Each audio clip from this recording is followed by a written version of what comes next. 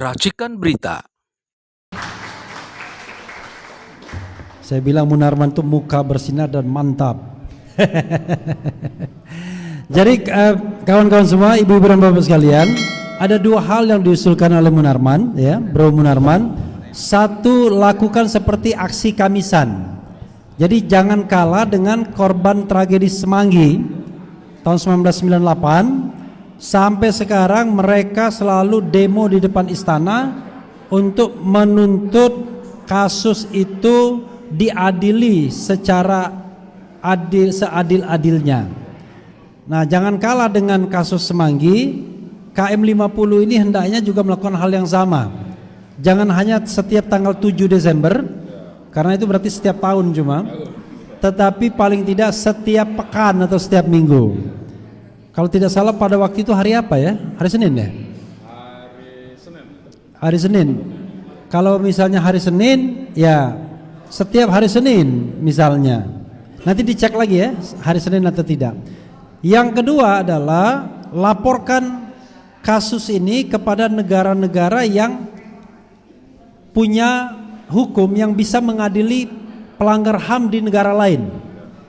Jadi waktu saya di Amerika Serikat itu ada organisasi yang kerjanya begitu. Ada organisasi yang kerjanya pokoknya melaporkan orang-orang yang diduga melanggar HAM di negara lain dan diadili di Amerika Serikat in absentia dan diputus. Jadi kalau orang itu datang ke Amerika Serikat langsung ditangkap dan masukkan dalam penjara. Itu yang bisa dilakukan. Tapi pertanyaan saya, Bro Munarman, pada tanggal 20 Oktober 2024 kalau tidak salah sudah terjadi perpindahan kekuasaan.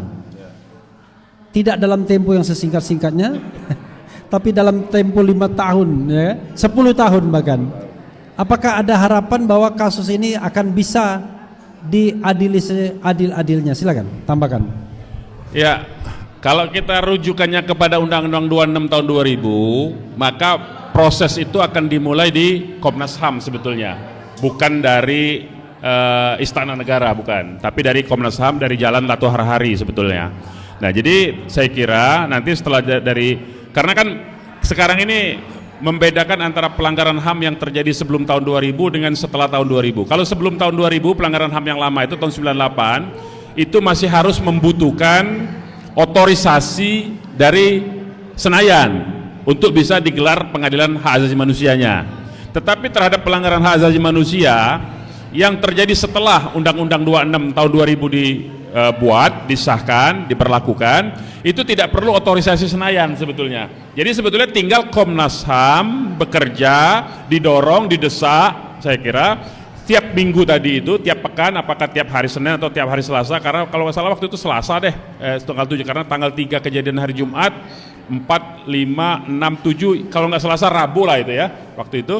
Maka ditinggal di Komnas HAM didorong terus menerus setiap pekan itu didatangi, jangan bosan mendatanginya, ya, tinggal gantian aja diatur nanti teman-teman yang mendampingi dari pengacaranya, nanti Komnas HAM yang akan melakukan proses memulai penyelidikan itu, memulai ulang penyelidikan. Jadi sebetulnya variabel yang disebutkan oleh Bung Refli tadi itu, variabel Istana dan variabel Senayan itu tidak lagi menjadi variabel karena undang-undang ini kejadiannya setelah Undang-Undang 26 tahun 2000. Saya kira begitu jawabannya yang aman. Luar biasa ya. Tepuk tangan. Jadi Bro Munarman seperti berbicara hukum di ruang hampa. Ari lasso itu hampa ya. Jadi memang kawan-kawan semua, saudara sekalian, kalau kita bicara tentang pengadilan HAM, ada pengadilan HAM ad hoc, ada pengadilan HAM.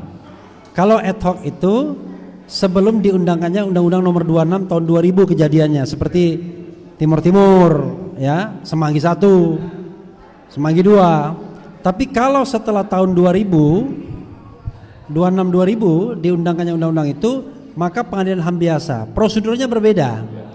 Kalau ini memang inisiatif Komnas HAM melakukan proses penyelidikan, kemudian bisa mencari investigator yang independen, kemudian nanti dilimpahkan pengadilan HAM, ya.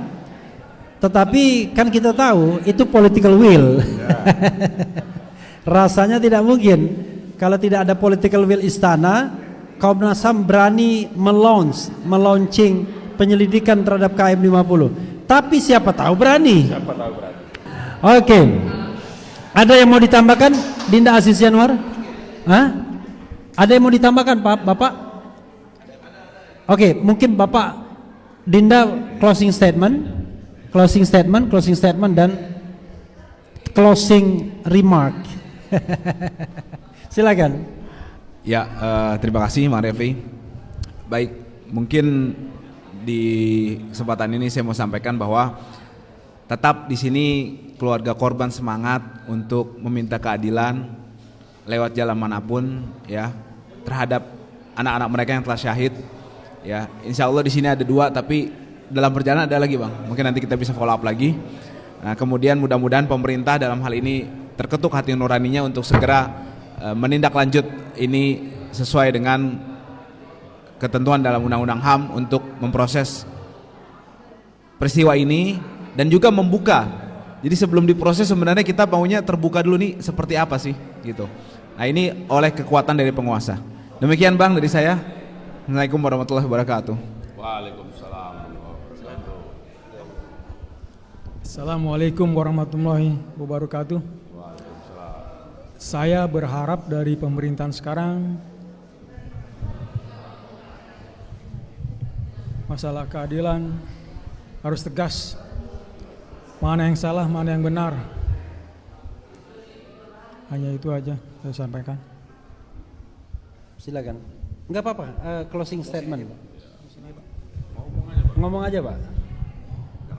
Ya, terima kasih. Jangan sampai ngomong susah di negeri ini.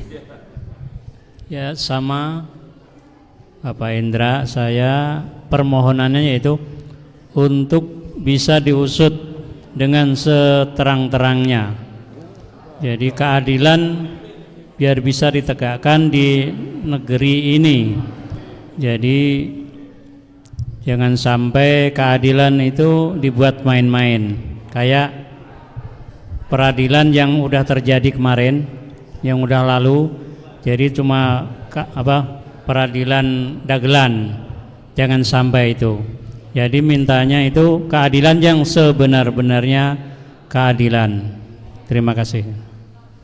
Silakan Bang Munarman. Baik, kalau saya begini, jadi hak dan keadilan itu adalah hak, Pak. Ya, keadilan itu hak. Kalau kita bertemu dengan pemimpin yang adil, maka hak kita itu tanpa kita minta itu diberikan. Itu pemimpin yang adil dan baik namanya. Tetapi kalau pemimpinnya setengah adil setengah baik, ya, maka keadilan itu harus diperjuangkan. Hak itu harus kita rebut. Jadi kita tidak bisa menunggu, kita tidak bisa hanya meminta, karena itu kita harus memperjuangkan, harus kita ambil itu hak kita itu. Ya, nah untuk memperjuangkan itu, untuk mengambil hak kita itu, maka dari pihak keluarga korban kita harapkan mungkin mulai besok, mulai bikin pertemuan untuk membuat rencana kegiatan yang tadi sifatnya apakah memang kalau misalnya nggak bisa mingguan, maka setiap sebulan sekali datangi Komnas HAM, kita tuntut Komnas HAM supaya bekerja menjalankan amanat undang-undang itu. Kalau kita diam, itu mereka juga tenang-tenang saja. Nah, jadi kita harapkan nanti bapak-bapak supaya berkumpul dengan 4 keluarga yang lain, nanti dibuat janji, minta bantuan dengan Pak Haji sini, apakah setiap bulan itu mendatangi Komnas HAM untuk mendesak Komnas HAM supaya memulai kembali penyelidikan terhadap KM 50 itu, supaya kasus ini buka kembali. Sebab kalau kita cuma ngomong di media, ngomong di di tempat-tempat yang tidak berhubungan dengan pihak yang memiliki wewenang, maka itu menjadi opini saja. Nah, kita harapkan nanti di Komnas HAM itu kita ajak debat aja kalau dia masih nolak-nolak. Pokoknya datangin aja terus-terusan. Jadi jangan pernah lelah memperjuangkan hak dan keadilan, sampai keadilan dan itu sendiri yang lelah kita datangi untuk kita dapatkan hak kita. Saya kira begitu Pak ya. Jadi supaya ini nanti terus-terusan ke depannya begitu. Demikian dari saya, terima kasih. Iya, luar biasa ya. Tepuk tangan buat kita semua ya. Mumpung di sini ada Bang Munarman, orang yang sangat amat paham tentang soal human right, HAM dan sebagainya. Dan kemudian di sini ada keluarga korban. Tadi disampaikan oleh Bang Refli tentang political will, dan kemudian juga dari keluarga mengharapkan ada iktikat baik dan seperti itu untuk supaya penyelesaian. Pertanyaan saya singkat, Bang Munarman. Sekarang eranya Presiden Prabowo. Bolehkah kita katakan bahwa Pak Prabowo sedang mengalami dilema antara Habib Rizik Syihab dengan Jokowi di pihak yang lain? Jadi dilema.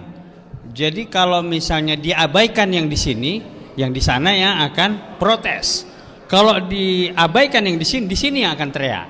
Jadi itu ada, apakah beliau itu mengalami dilema? Satu. Tapi kalau untuk kebenaran keadilan HAM itu tidak ada dilema itu, ya kan? Hitam putih kita di situ ya. Itu satu. Dan kedua, saya ingin tahu perkembangan komunikasi antara pemerintahan Pak Prabowo dengan dalam ini keluarga KM50 itu kita bilang lah Pak Habib Rizik Syihab ya, karena beliau yang membuat isu ini masih tetap bertahan gitu. Kalau isu Kamisan itu dari keluarga korban, tapi ini kita dari faktor politiknya gitu ya. Sejauh ini komunikasinya seperti apa? Yang lalu itu kan juga utusannya Pak Prabowo sudah bertemu dengan HRS ya, Habib Rizik Syihab. Nah, ada nggak tanda-tanda supaya saya bisa mau melangkah, kita punya harapan nggak sih dari sisi penyelesaian yang secara hukum yang dilandaskan kepada political will? Balik lagi political will. Kalau kita bicara tentang kemauan politik, yaitu bergantung kepada kemauan dari presiden.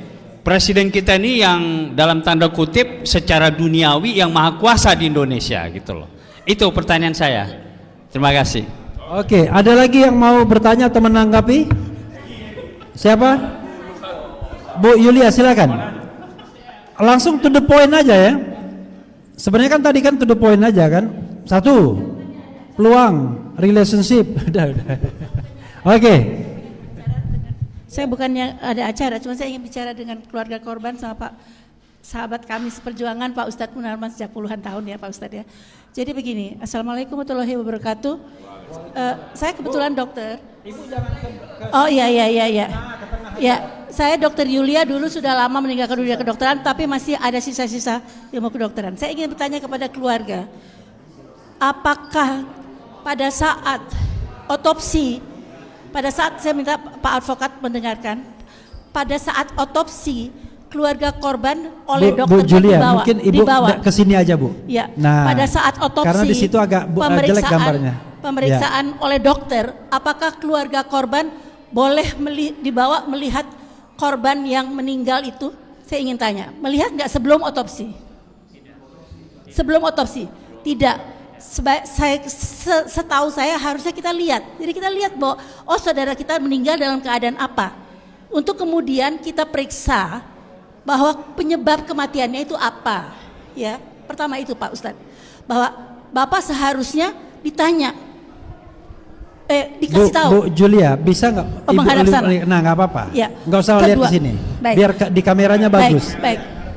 Kedua, setelah ada yang disebut informed consent dalam dunia kedokteran, yaitu keterangan selengkap-lengkapnya kepada keluarga pasien tentang apa yang akan kita lakukan untuk pasien korban dan apa hasil dari pemeriksaan kita. Ya, salah satunya tadi lihat dulu, diperiksa.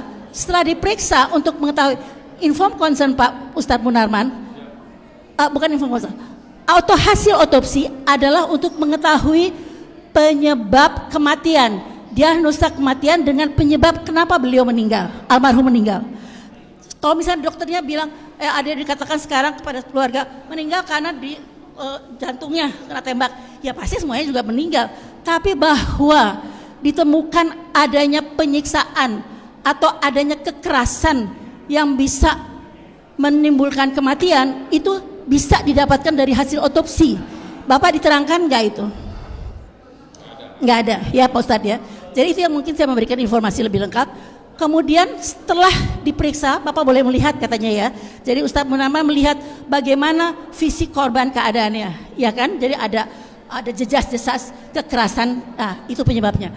Jadi harusnya dokternya mengatakan kepada Bapak, oh putra Bapak ini setelah kami periksa meninggalnya karena diagnosa kematian ada misalnya salah satunya tembakan yang mematikan ke arah jantung. Tapi bahwa jaraknya dekat, itu kita sebagai keluarga korban atau dokter atau itu kenapa kok dekat sekali, kok tembak meninggal kan jauh. Yang kedua, dari mereka tidak ada korban, sementara dari kita korban. Dan yang sangat jelas saya lihat dari tadi keluarga korban, putra Bapak mungkin yang lain, bahwa ada tadi disebut oleh Syekh, ada pengelupasan. Dan kita lihat semua yang di medsos kelihatan sekali jejas-jejas kekerasan. Dan itu menyatakan nggak usah kita jauh-jauh ada segala macam. Salah satu saja selain CCTV dan segala macam. Ya. Poinnya apa dokter? Jadi poinnya dari diagnosa kematian kedokteran penyebabnya apa saja sudah diketahui pelanggaran HAM berat.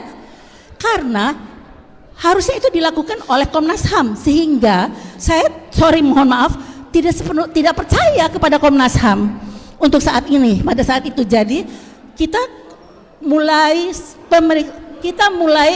dari awal lagi. Iya, kita mulai dari awal lagi. Iya. Harus ada tim forensik kedokteran Pak Ustadz Munarman. Iya. Nanti kita akan cari dari Mercy atau dari manapun, ada dari PBID kalau perlu ya Bapak ya. Kami akan bantu Bapak insya Allah. Makasih. Assalamualaikum warahmatullahi wabarakatuh. Ya, jadi Iya. Sudah dijawab dari langsung. Bapak Ramadan Pohan ini luar biasa nih, udah lama nggak ketemu saya sama beliau ini. Mudah-mudahan nanti kita berlanjut ketemu di Hutan Kayu ya. Jadi ini memang beliau ini menunjukkan sebagai makhluk politik. Jadi pertanyaannya politik ini sebetulnya. Jadi kalau ditanyakan tadi, sebetulnya saya mau clearance-nya begini dulu ya. Presiden yang sekarang itu institusinya pada saat rezim yang lalu itu kan Pak Prabowo itu di Kementerian Pertahanan. Saya mau clearly Kementerian Pertahanan tidak terlibat dalam soal itu. Itu dulu yang penting. Jadi sebetulnya Pak Prabowo maupun kelembagaan politiknya maupun orang-orang partainya itu tidak terlibat dalam persoalan KM50. Ini rezim lama ini, ya. Nah, di rezim lama ini tadi pertanyaannya itu saya ingat lagu Malaysia tahun 90-an. Di sana menanti, di sini menunggu jadinya itu. Ada judulnya itu, nanti dicari aja itu.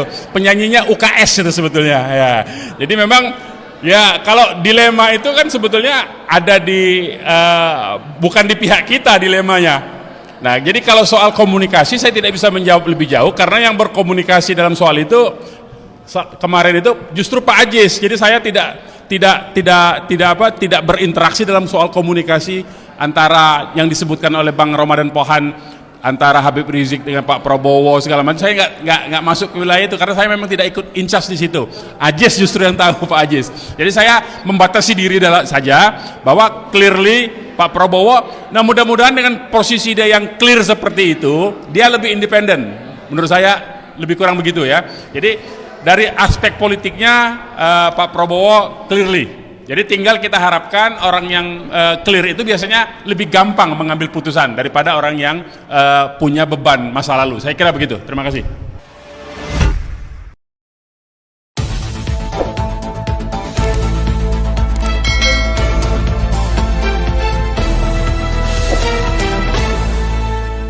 Racikan Berita